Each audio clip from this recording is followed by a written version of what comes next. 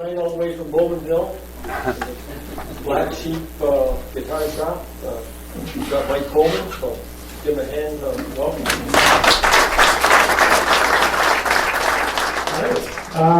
Well, I'm Mike Coleman from Black Sheep Guitar, and thank you for the introduction, guys. I'm actually pretty new to the whole woodworking world. About 5 or 6 years ago, I hadn't really done a whole lot of anything in this world other than some repairs to my condo. I was living at a condo in downtown Toronto at the time.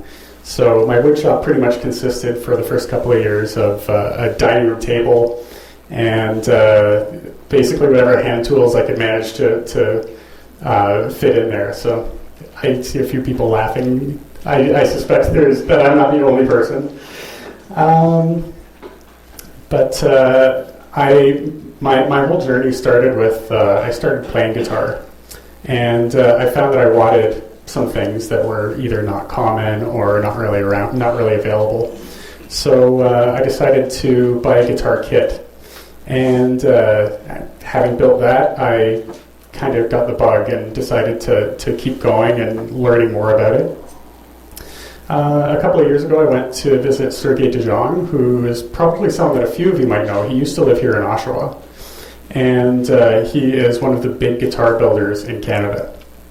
So I stayed with him for about 5 weeks and went through his course and came out with this guitar. And it was a fantastic experience. For me, it was amazing just starting with something that was literally a pile of lumber and then ending up with this. During my time there, I furiously, as I was figuring out how to do things, I was doing everything I could to copy templates and figure out how to build jigs to do all these things. So when I came home, I spent probably about a year building jigs and templates and things. And about this time last year, I started building my first guitars for Black Sheep Guitar. And since then I've completed 6. And at some point in there, I found a full-time job, which kind of put a kibosh to having the spare time to do it constantly. But it's been a really interesting journey. Like I said, I started out on the kitchen table in my condo. And about 3 years ago, we bought a house in Bowmanville. And my shop became one of the spare bedrooms, which was great because I had a climate-controlled environment and it was nice and warm. It was also awful because I was dragging sawdust and every other thing that you can imagine throughout the entire house. My wife was ready to kill me. We also had an outbuilding on the property. It was like a small barn. Unfortunately, it didn't have power at the time. So since then, I've run power out there and had like my dust room, my outdoor shop out there, which was great, but I was still tracking dust through the entire house. So at this point, I've actually built a brand new shop out in the barn, and I've started the process of moving everything out there. But because everything's so chaotic, the whole Black Sheep Guitar thing is kind of on the back burner at the time being.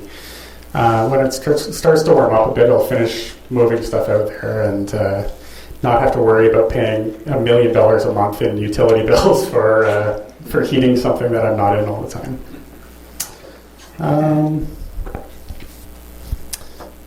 One of the big surprises that I had with this whole learning curve was that building a guitar is surprisingly straightforward. I was convinced going into it that I'd have to, especially when it came time to the black magic of bracing a top, that I'd have to sacrifice goats or something to finally appease the guitar gods. It turned out to be nothing like that. It's really just an engineering problem.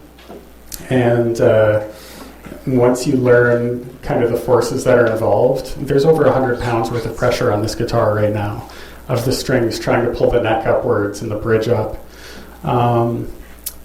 But once you learn how those forces work and interact with the rest of the guitar, it's actually a really straightforward process. One of the things that I find is that I unlike Sergey, I find myself really making do quite a lot. Sergey's got probably 50 routers that they have a bit in them, they're all set up, they're ready to go, and he doesn't have to touch them when he wants to do something. Me, on the other hand, I've got 2 routers. I've got a plunge router and a little laminate trimmer. So I'm constantly having to change bits and reset things up and reset things. I probably spend half the time that I do building a guitar just doing that. But what I found was the most enjoyable part for me of building a guitar was actually designing the bracing pattern for the top. Like I said, I thought it would be total black magic. It turns out it's really not. You just have to learn how the forces interact with the guitar and compensate for it. At this point with my design process, I'm kind of still experimenting with different woods. Every guitar I build, I'm trying to do something different, using different woods or something to make each guitar unique. And as I go, I'm writing down all of my findings with the different woods that I use. So this is a rosewood guitar. I found that bending the sides was really easy. For a first guitar, that's what you want to use is rosewood. It bends really well.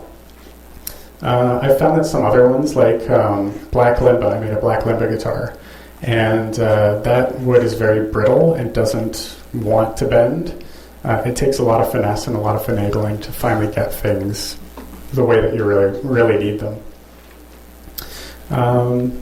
But yeah, so I'm writing down all of all of my findings with each guitar, and later on, when somebody asks me for something special, I can kind of speak to them intelligently about how that guitar is going to sound, how it's going to look, how difficult it's going to be to construct, and I can kind of work accordingly. There's still quite a few things that I struggle with in building.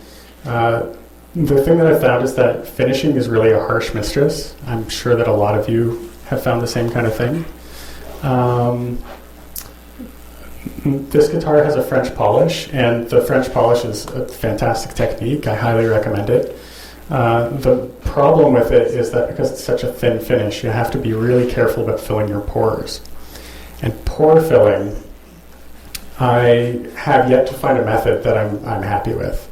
I've tried with this guitar. I used pumice, which is what Sergey uses, and pumice along with the shellac, and it works fantastically, but it's unbelievably difficult to implement.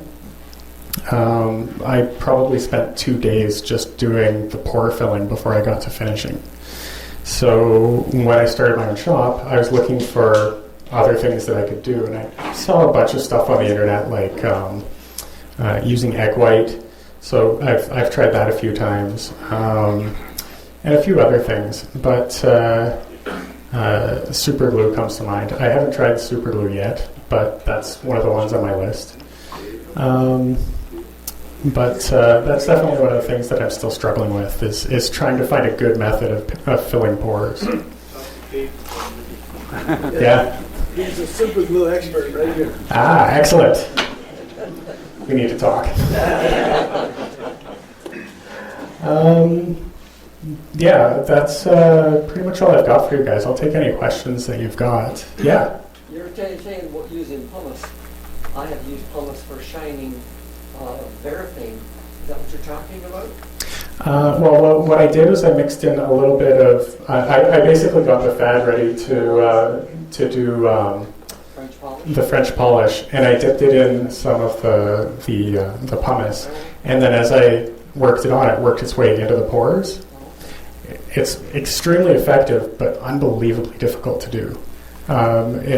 It kind of when you try and apply it, it doesn't go smoothly on like it does, like a regular French polish does. Yeah, it's almost like you're sanding. Have you ever tried rotten stone? It's like pumice, but I think it's finer. I think I use pumice and then rotten stone. I haven't, no. I'll rotten stone. Rotten stone. Okay, I'll give that a try. Yeah. My brother-in-law plays guitar. Yeah. We were watching on the internet on YouTube. And we saw a guitar. The hole was going to the strings. It was off to the side. Yeah. Why is that? What's the difference there? Well, there's a lot of reasons, and in fact, this guitar kind of does that.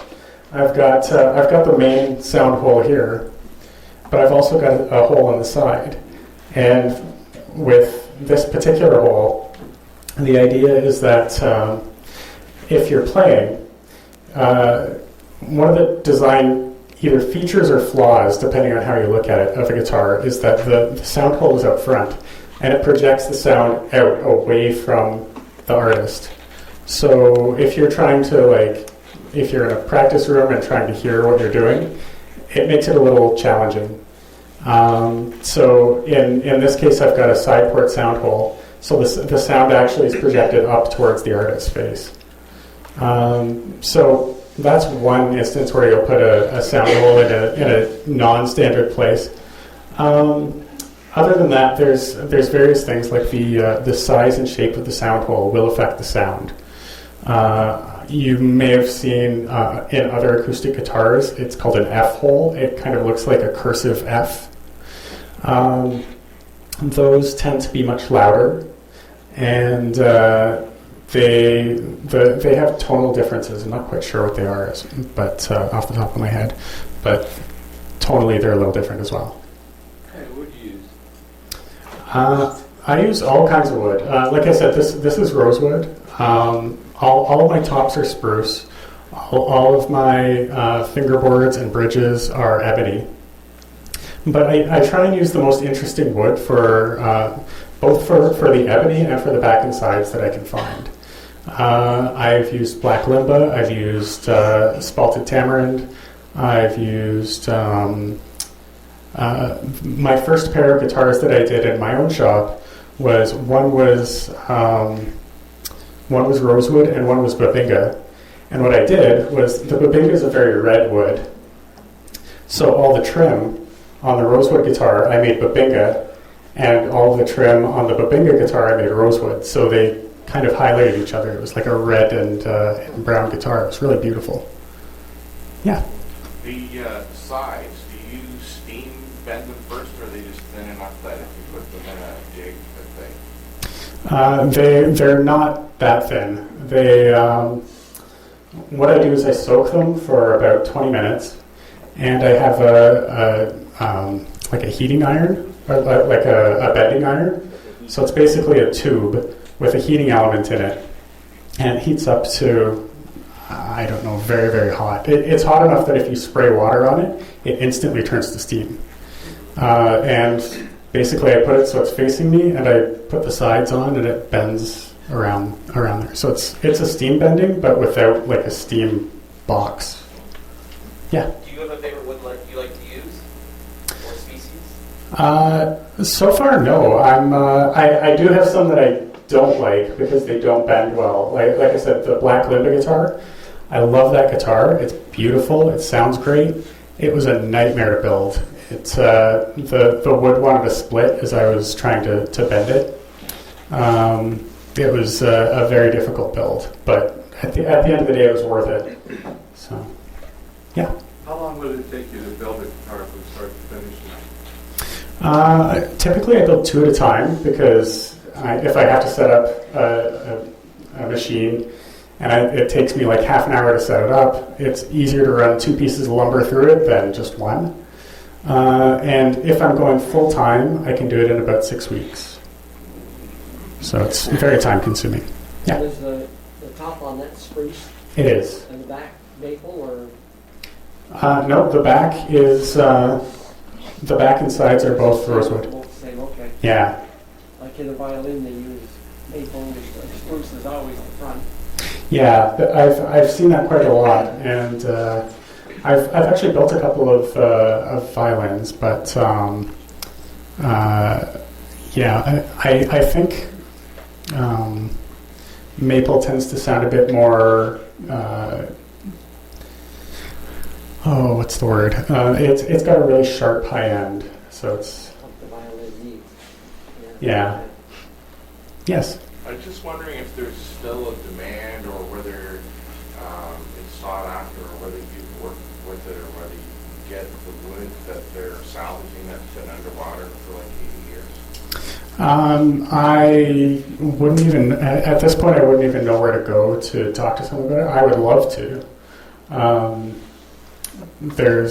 know that there's some.